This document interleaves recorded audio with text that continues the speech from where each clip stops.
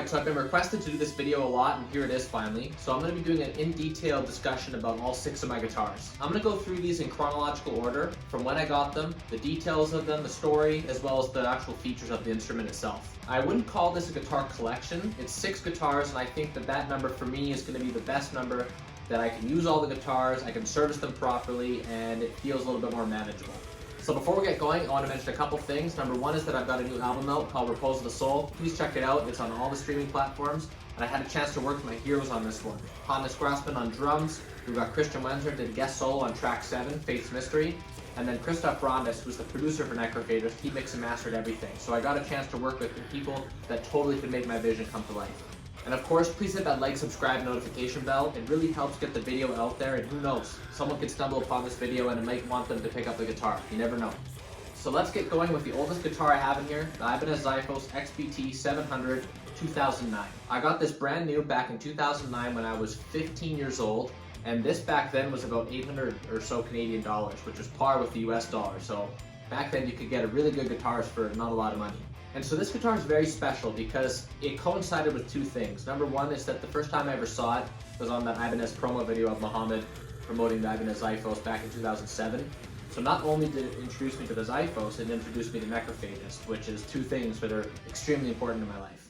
I got it on a site called Musician's Friend, and it was, again, brand new, fresh right out of the box. I've had it ever since, and this right here is extremely special to me. It's in my will, hopefully to either be buried with me or going to be cremated with me.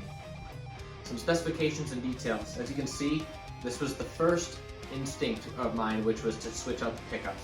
I think personally for me, the deactivators are absolute garbage because it's a pickup that's trying to be something it's not. Now it may work for other people, but it doesn't work for me. Got EMG 8185 Kerry Kings, which has this, what this red thing is here. It's a gain boost switch. I don't use it, it just makes it sloppy. So I wish I had just got the regular EMG 8185s. You know, back then nickel frets were common, obviously, so nickel frets. We got a maple neck, rosewood fretboard, which I wish they put an ebony fretboard or something because brown and black doesn't go together. And of course gloss black. This is a 2nd generation Xiyphos, as you can see with the bevels here. The original ones were just straight up. I don't have that one anymore, but I'll get to that later. And then what we've got here is an Edge 3 bridge. Yeah, Edge 3 bridge. I blocked it off. It doesn't stay in tune at all. And then as well, what else we got here? Not normal tuners, not locking. And very Spartan, very simple, and that's how I like my guitars. And some notable stories with this is that this is the first guitar I ever played where I performed something. So I used this guitar in 2010, in the spring of 2010, and I performed Crystal Mountain with my band, as well as on my own I just did Rent Off Discharge solo. So there's an old school video of me on the internet with that, and this was very special because it's, again, the first time I ever played anything live. After that, I'd actually moved on to other guitars where I performed live, and that's going to be coming up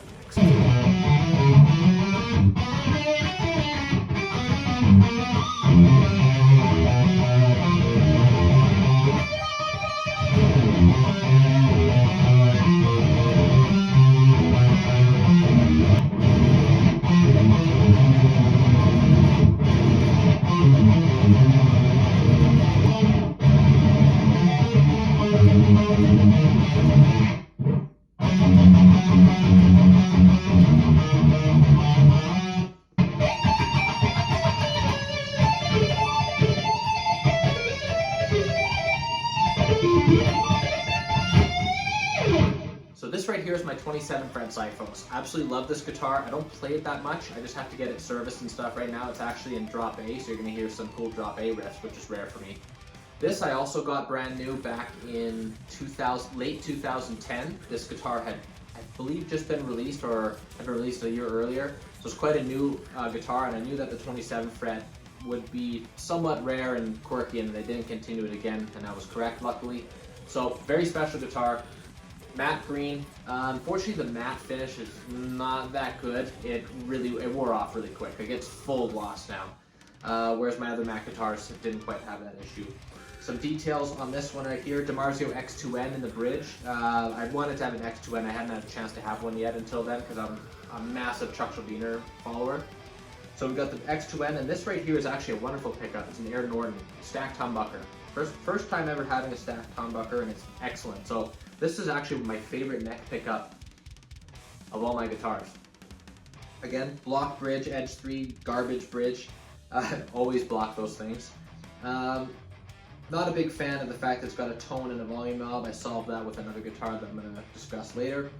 Same thing, maple neck, mahogany, body, neck through, excellent guitar. This one I performed with, I believe, twice.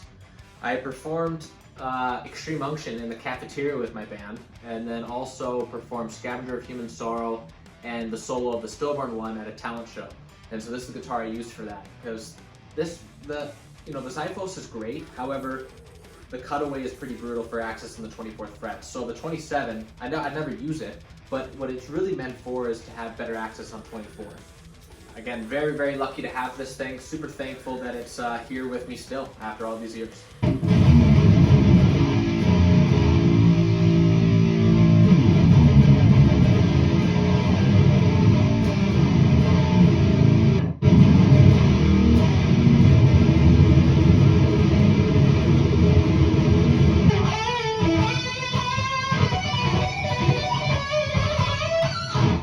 Moving on to the 2010 BC Rich Stealth 7-string.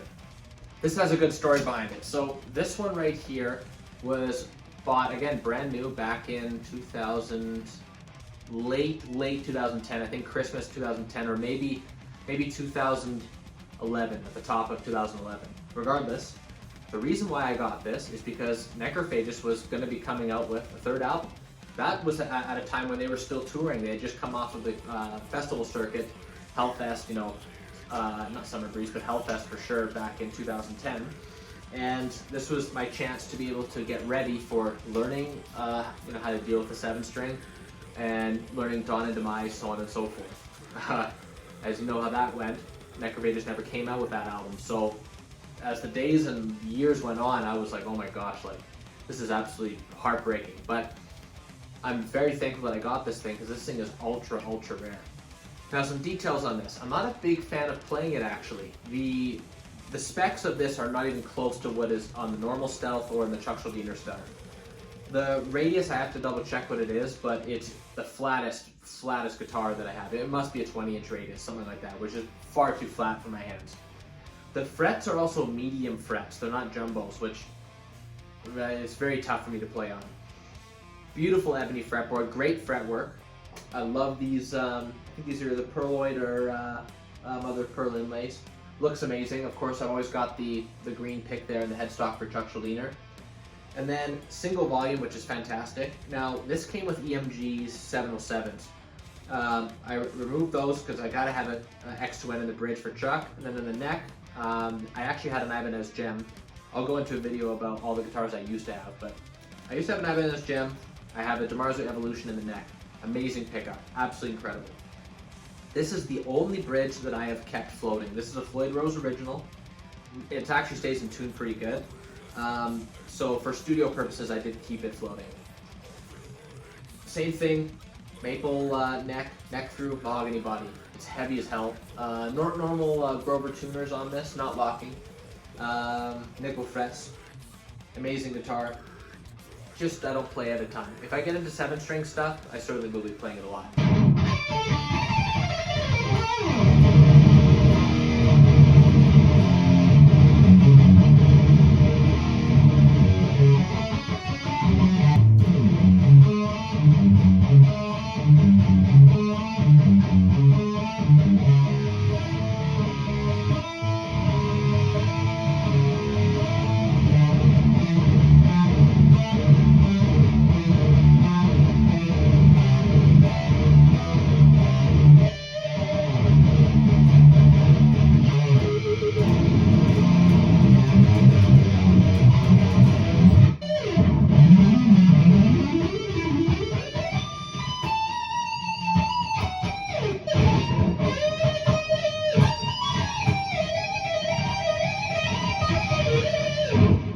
Fast forward all the way till 2023. And this right here is a Vigier Marilyn.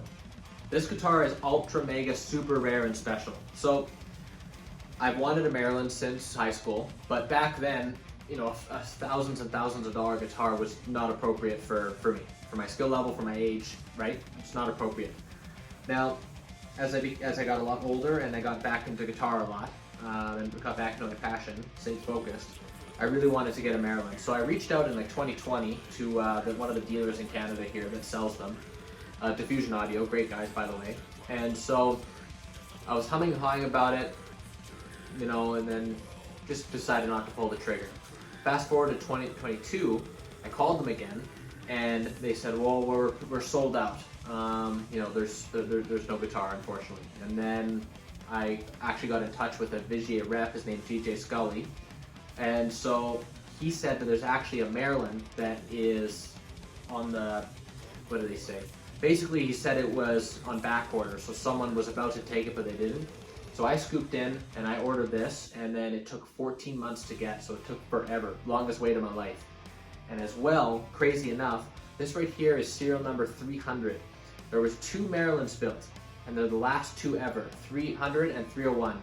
My student actually has the other one. These are the last ones ever built. Patrice Vigier had retired in 2024, and they're finishing up production this year. There are no more Marilyns at all, and he's going to be shutting down the company, so this is about as rare as it gets. And I'm very happy it's matte black, because I love matte guitars. I've always wanted one in matte black, and this thing is the real deal. Absolutely incredible guitar. Extremely quirky, and it responds to your inputs really well. So let's go into some details on it. We've got stainless steel medium frets, which I wish they were jumbo. This right here is a phenolwood fretboard, which is I think they build it in-house, which is a phenolic resin with mulch, and then it's compressed really tight and then it's shaped into a mold. This thing does not move. Of course, with Vigier, there is no truss rod. 10% of this neck is a straight carbon fiber slab. This thing does not move, and it does not have tuning issues at all. On the top here, we've got a little felt string dampener, which is kind of like a fret wrap, but it's built in. Super effective, incredibly clever. Then we've got a removable Teflon nut, super slick, doesn't catch. And then we've got a 0 fret that is removable, because when the 0 fret gets worn out, you can then pop it out. And then going all the way down here, it came with 2 DiMarzio X2Ms. I replaced the bridge pickup with a bare knuckle painkiller, and then I'm going to be replacing this neck one with the bare knuckle war pig. It's not really a neck pickup, as you can see. This is the major flaw with this guitar. It's a middle pickup, so you're never going to get that awesome neck pickup sound. Volume, tone knob, 3-ear pickup selector switch, in-house machined bridge, hardtail, absolutely love it. And then it's bolt-on. This is the first guitar that I actively was happy about getting it to be a bolt-on. When I got it, and when I further researched it, the bolt-on is actually incredible. Super sturdy, very snappy tone, which I like because the necrophagus way that I play is very snappy. So this is, and of course if anything happens I can get a new neck. Well, not in the case of Vigier though, but anyway, so bolt-ons are fantastic. That doesn't mean it's lesser quality. It's a little brighter, a little snappier. Alder body, maple neck. Again, serial number 300. Last 2 I guess you could say that are ever going to be made. 2 complaints I have with this guitar. Number 1 is the neck angle is kind of weird, and the way the bridge sits is that it doesn't actually have that low of action. It's kind of hard to get it to be super low. Vigiers are known for ultra low action because of the 0 fret system and how their necks work, and they have a proprietary fretting machine that makes things extremely perfect. This is the best quality guitar that I have. The fretwork is literally perfect. The paint is perfect. The shaping of everything is perfect. And the inside, actually, the cavity, it's not foil, it's a copper paint, so it's incredibly clean in there. There's nothing like a Vigier. I can't recommend them enough.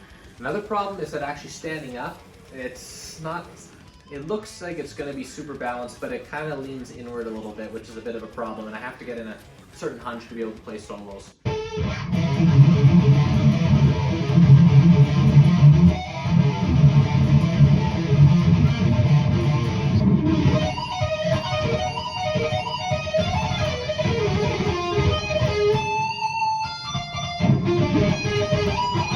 Now we've got an ultra mega super special guitar.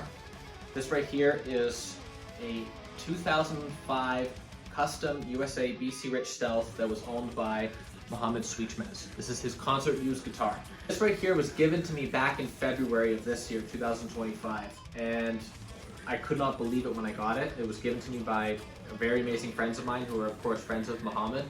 This was sold to them by Mohammed himself. This is the same stuff that he used in concert, and it is quirky as hell. Very tough to play. Some specifications and details on this here. We've got Grover tuners, non-locking. Of course, we got a Volodymyr's original setup. We've got a maple neck. We've got a mahogany body. Super ultra round fretboard. It's 9.5 radius. So this is, and also very thick neck. This is basically a Fender Stratocaster style neck. Super weird. I don't think Mohammed actually ordered this. I think it was gifted to him through a connection through BC Rich. Because as you know of Mohammed's gear, you know, it's a lot more Spartan than this. He wouldn't have ordered something like this. But anyways, 8185 pickups in here. Master tone, single volume, or dual volume, one for each pickup. Also kind of weird.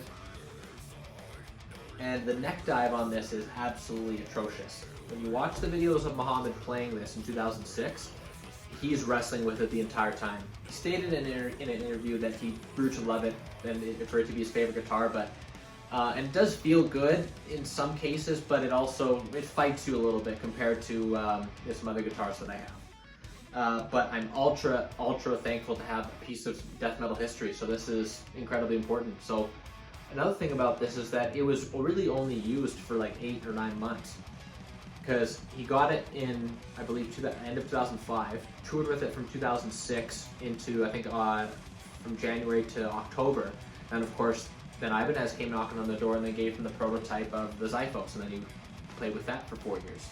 So this is essentially a brand new guitar. It really wasn't used much. There's a couple tour dings and that's about it, but and it just goes to show, like, you know, even though I have Mohammed's guitar, he'll never sound like him. It's all about how you play, not what you play on. So I just hope to do it justice and that it's in good hands, that you can all see me play this thing.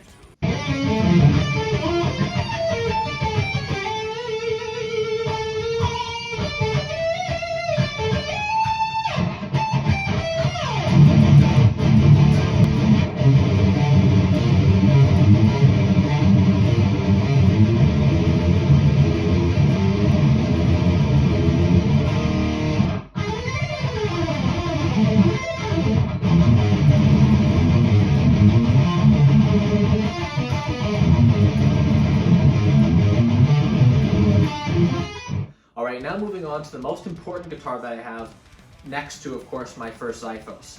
This is my custom signature guitar from Aborn Guitars called the Mercy Giver. Since I was 14 years old, I've wanted to have a custom guitar. Now, this is about as good as it gets, because I've developed a lot of kind of quirks and details that I'm looking for in a guitar, and I had an opportunity to work with Alex from Aborn Guitars. Master Luthier built this for me. It was just a napkin drawing in November, and here it is. I have a full detailed video of it, and you can check it out in the link in the description. But I'll just kind of go over some more stuff here. So the story is behind this is that I've been wanting to kind of be with ESP or Ibanez or even Vigier and stuff, but can never really get a hold of them. And to be honest, as time went on, I'm not really interested in it anymore, because I would really only be playing their guitar, not my guitar. And to get a custom, you have to be like stratosphere level of fame and stuff. So that's just not gonna happen. So I wanted to go focus on a smaller luthier that's extremely talented, that can execute my vision. And Alex from Aborn Guitars out in England was able to do that. So I reached out to him, and I love what he was doing. He's doing extreme metal guitar shapes only, very focused, very deliberate, and we came up with this. Now, as you can see, it's kind of inspired by the Marilyn. It's inspired by a bit of the Warlock, a bit of the Stealth, Xiyphos, everything. This has all of my experience and desires in it at once. So from headstock down, we got, like, every detail is custom, by the way, like every geometry, but we've got locking tuners that are hip shot. We've got a tusk nut, and then we've got a floating 0 fret, which is similar to the Vigier, but I've got the largest possible frets you can get. They're called Jescar 58118S. They're as big as the Ingve Malmsteen frets, but they're stainless steel. We've got a Richlight fretboard, because I wanted something that is not going to move. So we've got a Richlight fretboard, 2 carbon fiber strips in the neck, and that right there is going to be a maple neck, bolt-on. Again, I'm not afraid of bolt-ons. This has a snappy tone to it. It's absolutely wonderful. So I wanted the most sturdy neck possible, very similar to the Vigier, because not having tuning problems is about as good as it gets. Of course, we've got the Fanstream inlay on the logo, or Fanstream logo inlay. That extends from 9 to 15. On the next one I'm doing is going to be white. It's going to pop a lot more. This purple's a little too dark. And then we've got 21 to 24 scalloped. I had an Ibanez gem. I absolutely love that guitar, but I really miss those scallops. So we put that back in here. 3-way pickup selector switch, bare knuckle cold sweat, bare knuckle painkiller in the bridge, and then we've got a single volume pip shot bridge, which is amazing. I absolutely love this thing. Good old hardtail. I love how Chuck Schuldiner had hardtails, and I just love the stability of them. Mahogany body, matte black. We've got Fanstream all there in the back plate. And what else on this thing? Same thing as the Vigier. We used a copper-based paint that insulated all the electronics, kept it nice and fresh and clean. This thing balances better than all my other guitars, plays better, and just to put yourself in my shoes, right? You're looking for, you have something that is totally for you. So it is the most transparent thing that I can think of when it comes to having an idea of a piece of music and translating it to sound. It's as seamless as it gets. And this is a production model, so you can buy this thing. Now again, I'm going to be getting another one that's going to be Mercy Giver, I guess officially the first one, because this is the prototype. And it is about as amazing as a guitar gets for extreme metal. It's inspired by Chuck Schuldiner, it's inspired by Mohammed Suicmez, it's very focused, and I couldn't think of a better thing to have in my life. It's absolutely incredible.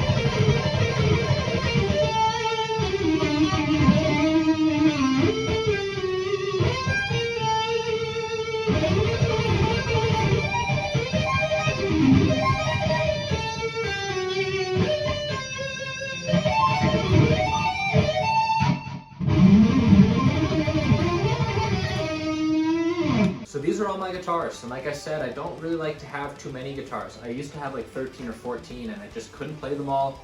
It was hard to service them, and it just kind of felt like very cluttered. Having it very streamlined, very focused, feels great. I can't recommend it enough to have a streamlined setup. And of course, all the performances were done on my Angle Savage and my Angle Powerball. These amps are incredible. I've had this one right here, actually including the cabinet, since I was 14. So nothing's going to be changing with me in Angle or nothing. So I want to thank you all very much for your support. I greatly appreciate my students, my patrons, subscribers, sponsors, everyone. You guys are all incredible, and I hope that I provide the most authentic, transparent experience possible for you guys. So thank you.